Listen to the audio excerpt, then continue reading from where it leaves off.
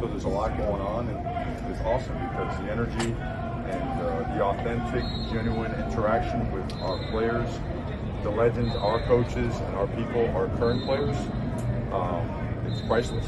You know, it's what Miami has always been built upon. I remember coming out here, the Green Tree practice field, and watching those guys practice, and that's what attracted me to coming to Miami.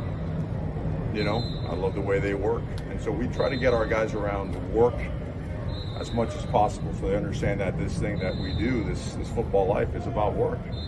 It's about doing things the right way as it relates to every facet of your life. So how you do anything is how you do everything is a real thing. And now they get to share with some of these legends, some of our current players, and of course our coaches on how that looks like, or what that looks like.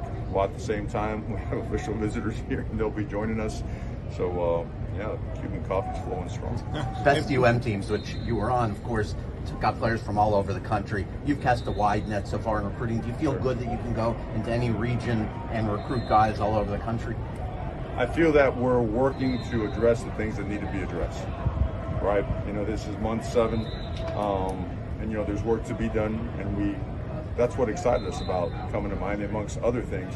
And we feel that's being done. We feel like the gap is closing, that people, once they set foot in Coral Gables, they realize how special Coral Gables is, how special the University of Miami is.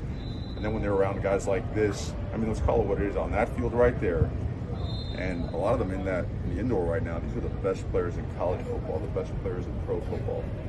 Guys that they still see on TV, to have Michael Irvin address the entire audience. It's great to see a guy like Reggie Wayne, who is now the wide receivers coach for the Saints, be here, you know, being able to mentor and encourage guys as they go through workouts. It's just very real, right? It's organic.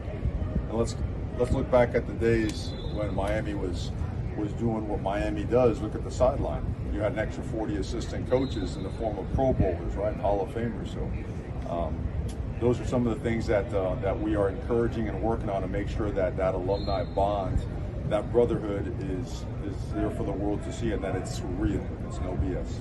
It seems like it's kind of like no fluff, all work. Is that what you want to make, you know, for a change in the camp this year? Well, somebody asked me why I mentioned Ferraris and whatnot. You know, it's just, when we went to dinner last night with our recruits, there's 14 Ferraris parked in the parking lot. I don't think we need to take photos beside those to emphasize what we're trying to do at the University of Miami, you know. But Mike knows, you know, and the rest of those guys, you saw John Deason, I saw Kenny Phillips, I saw Brandon Merriweather, Lamar Thomas. I mean, I could go on, and Roscoe Parrish. You know, I'm hoping to maybe redo his birth certificate and get him back as a punt returner here for the start of the season. So it's just, it's very humbling to see them there. We had a chance to meet up and talk about some of the things that we're going to do in the future, especially as it relates to gathering and moving forward with our program, which the alumni is always going to be a huge part of. There's a lot of kids in that room right now. So just as a head coach coming into this for your first season back there in Miami, how's it feel to know that you've got guys in here who want to come work for you? Just excited. I mean, our pool of energy is the passion for the University of Miami.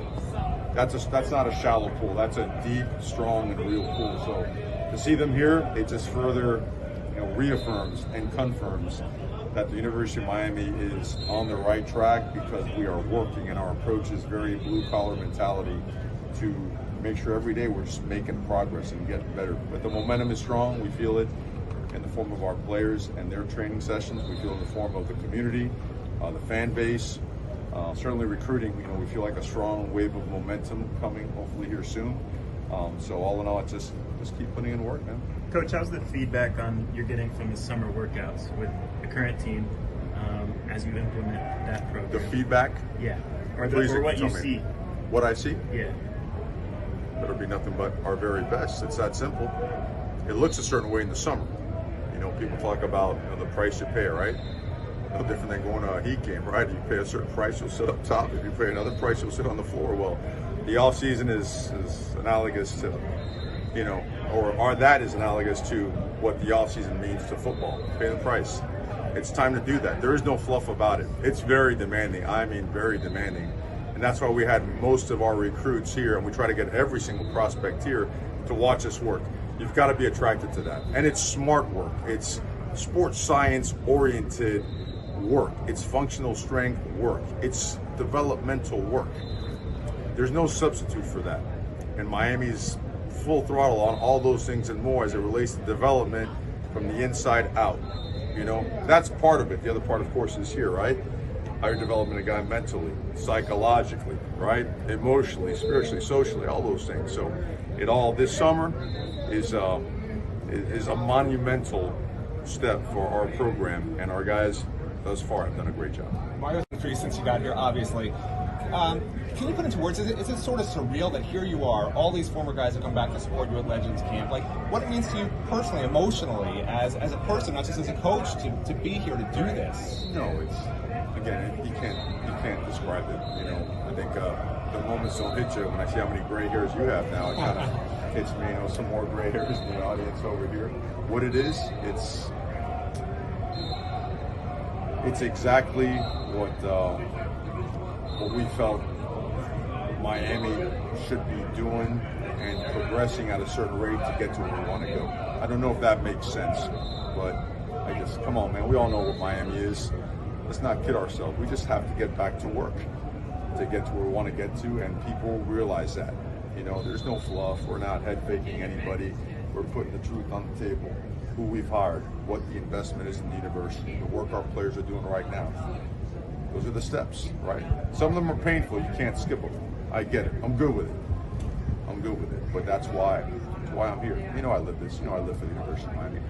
And luckily I'm surrounded by a lot of people that feel the same way. And having the Legends back and all these guys, we had a good meeting upstairs about some upcoming meetings that we're going to have as well to make sure that we just bring this in tight. And it means a lot. It means the world to all of us. Coach, are you seeing some player leaders evolve as vocal guys? We'll find out, you know, during this time of year. You know, guys want jersey numbers, they want to be leaders, and I'm not into that right now. Let's see what it looks like at the end of the summer, at the end of camp.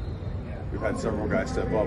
Our players deserve a lot of credit. I want to emphasize that and really accentuate that. Our players deserve a lot of credit, because what we've thrown at them has been a very demanding off-season program, one that really demands of most of them, and they have found time to be one of the leaders in the country at community service as well, while managing school and some other things, you know?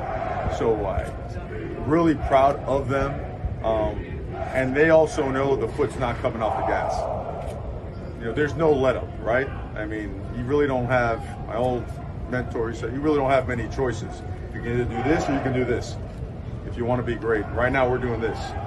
So far, just a lot to be excited about, to be enthused about, and honestly, need to be most excited about getting to work. That's what we got to be most excited about. There's no skipping. Great. Thank you very much. Thank you.